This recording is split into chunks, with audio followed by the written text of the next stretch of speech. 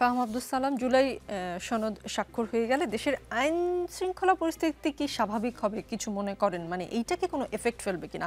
কারণ নির্বাচন না। ফেব্রুয়ারিতে নির্বাচন দিতে হলে সকলেই কয়েকটা দল বলছিল যে এই আইন শৃঙ্খলা পরিস্থিতি যেমন আছে এতে করে এখন নির্বাচন করা সম্ভব না। প্রায় ১.৫ বছর পরেও আমরা দেখছি আইন শৃঙ্খলা পরিস্থিতি যতটা আশা করেছিল মানুষ আশানুরূপ স্বাভাবিক করতে পারেনি সরকার। নির্বাচনের আগে এই যে আর কত ৩-৪ মাস বাকি আছে, স্বাভাবিক করতে পারবে বলে মনে করেন আপনি? দেখেন, বাংলাদেশের যেই আইন শৃঙ্খলার অবস্থা, এটা যদি ভালো করতে হয়, এটাকে যদি স্বাভাবিক করতে হয়, আমাদের পুলিশ ফোর্সকে ওনারশিপ নিতে হবে।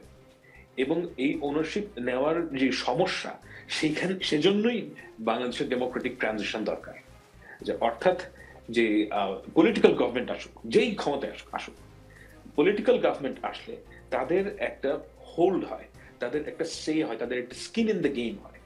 সেজন্য এখনকার যেই সরকার, সেই অর্থে স্কিন ইন দ্য গেম নাই। এ কারণে আমাদের যে ল অ্যান্ড অর্ডার সিচুয়েশন, সেটা ভালো হচ্ছে না। এবং এটা যদি ঠিক করতে হয়, আমাদের পলিটিক্যাল গভর্নমেন্ট লাগবেই লাগবে। এখন অবস্থা অপটিমাম না, কিন্তু প্রশ্নটা হচ্ছে গিয়ে যে আপনার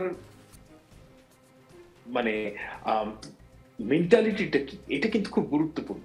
যে আমাদের যেই বাংলাদেশের যে ভাঙাচোরা অবস্থা আওয়ামী লীগ করেছে, এখান থেকে যদি আমরা উত্তরণ করতে চাই, তাহলে আমাদের প্রত্যেকটা পলিটিক্যাল পার্টিকে এখানে পার্টিসিপেট করতে হবে।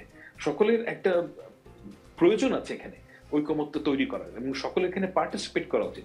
সবাই যদি মনে করে যে যে কোনো সমস্যা হলে যে এটা হচ্ছে না তাই নির্বাচন করা যাবে না, এটা হচ্ছে না তাই নির্বাচন করা যাবে না, এটা খুবই ক্যারেন টাইপ আচরণ, এবং এই আচরণ আসলে লং টার্মে খুব ক্ষতিকর। এটা আমরা দেখেছি ৯১ সালে হাসিনা এই ধরনের মেন্টালিটির মানুষ ছিল। এখন এনসিপি এবং জামায়াত ইসলামী উভয় যদি এই মেন্টালিটি বজায় রাখেন, উভয়েরই ক্ষতি হবে এবং বাংলাদেশেরও ক্ষতি হবে।